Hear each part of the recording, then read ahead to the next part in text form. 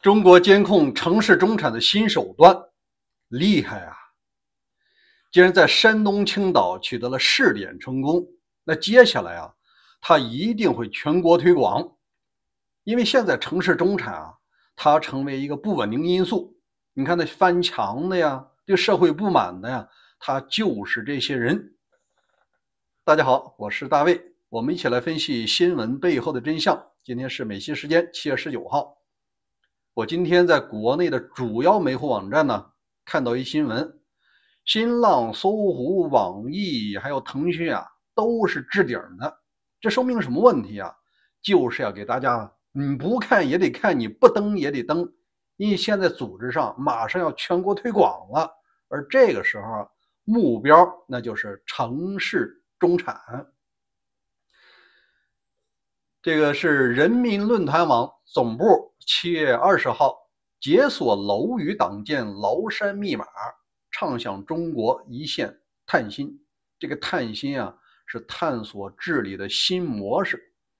在这儿呢，我必须得铺垫一下，在中国呀，它分为几个人群。你说现在在农村的比较好治理，大多数呢都是老弱病残，年轻的谁会种地呢？大多数啊，他都是进城打工，无论有没有户口，先去打工。但进城的这些人呢，你要把那些基层挣几千块钱的打工仔、打工妹，你得筛掉。这些人啊，不会造反的，只要一个月给3000块钱，996啊，或者是12小时班，连轴转，没问题。他有点时间啊，想的是说哪有啥好吃的，哪有啥好玩的，主要关注的是口腹之欲，还有下半身那的事儿，像什么造反呀、什么革命啊，那不在他们的考虑之列啊。顶多有空给你刷刷抖音呐、刷刷那个小红书，算不错了。但是啊，有一个群体，这些人啊，消息发达，他有资源翻墙。如果说他发现自己啊失业了，他成为了一个现在新的阶层，叫做阶层旅行者，就是原来从农村啊来到城市打工，一无所有啊，也许就能买得起一个自行车，住合租房，住地下室。经过若干年的奋斗，这若干年也许就是30年。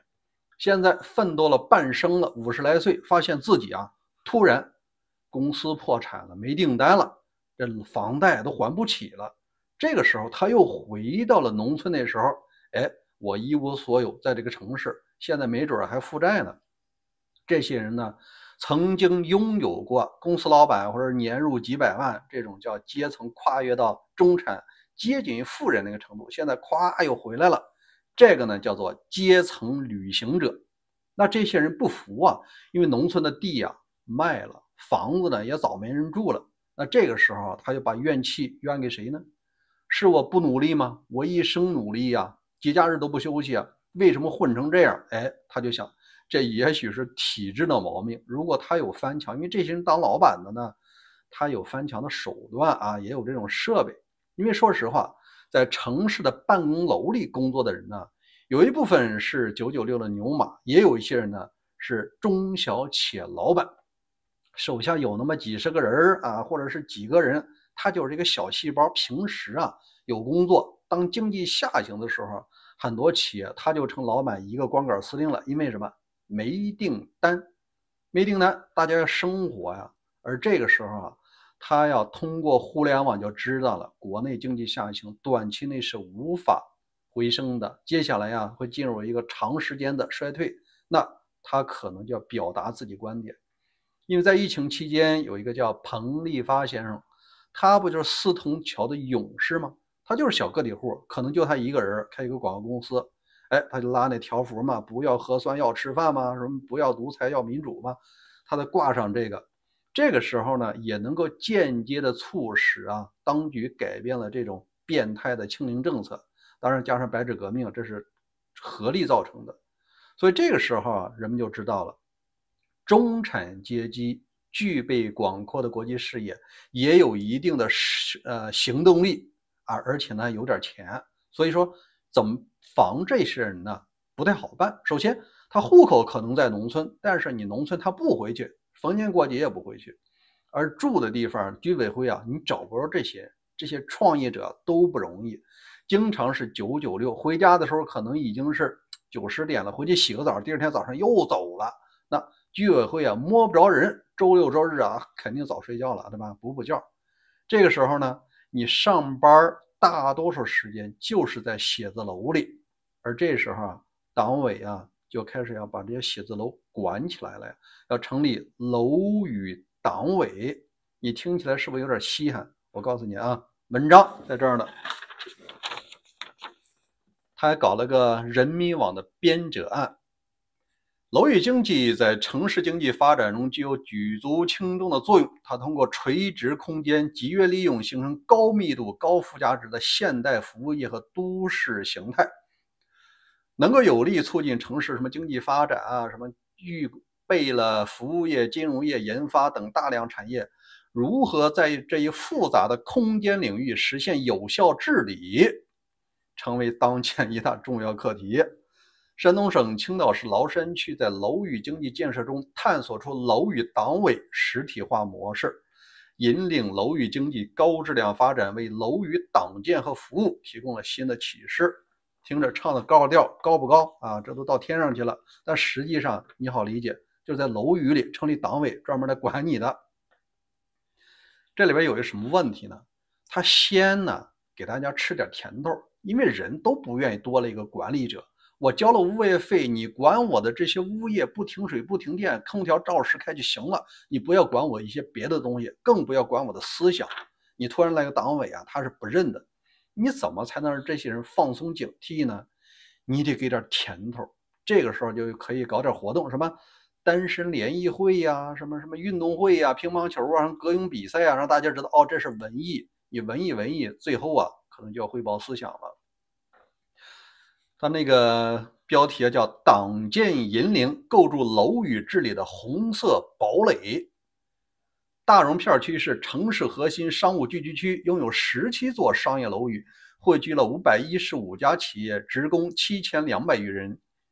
大榕片区楼宇党委书记叫梁兵介绍，大禹楼宇党委实施7部议事法，每月牵头召开楼宇议事会，整合楼宇企业代表、物业公司、党委代表等多元主体参加，实现有事敞开说，有事随时说，有事随时自己做主。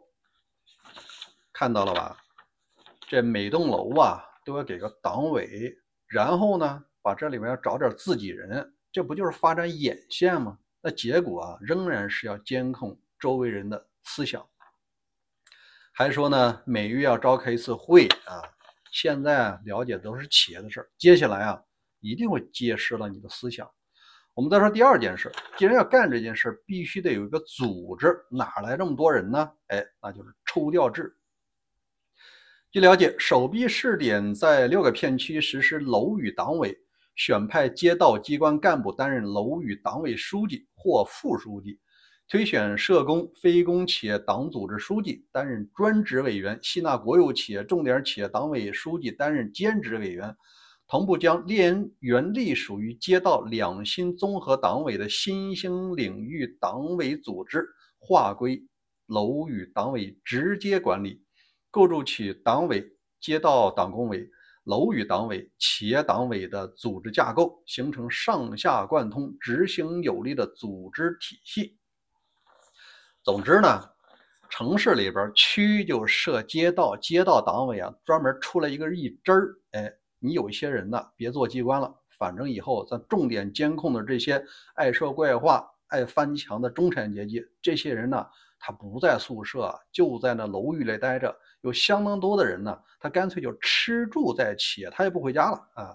那这种人呢，就要重点监控，你必须得人盯人呢。所以呀，党委要进入楼宇要办公了。那我们再看他具体怎么干这件事儿呢？好，推动政务下沉，提升服务便利性，企业需求在哪里，政务在哪里，依托楼宇党群服务中心开设政务服务驿站。接下来呢，很吓人啊！他说，推动企业共赢，促进资源共享，将楼宇内金融、科技、制造上下游企业纳入红色合伙人体系。红色合伙人形成产业联盟，大融片区党委书记建立了专利护航，什么融资发展，每季度进行对接会，促进专利支持、人才引进、融资服务。你听都没听到呢？这些活是你党委该干的活吗？这不应该是企业干的活吗？如果你要是干这件事儿，原来干融资的、干专利的那些广告公司咋活？你把活弄完了，你还不是给包给这些人？最终你向企业收了服务费，你不成了一个超级的巨无霸的二道贩子吗？所以我感觉啊，企业的事应该还给企业。另外，他讲到了政务中心，既然你是直接向党委汇报的，你在直接要干预了政务，那要政府干嘛呢？那不成了正式的党政不分了吗？那以后这区长啊，那管委会主任干嘛呢？好，再往下。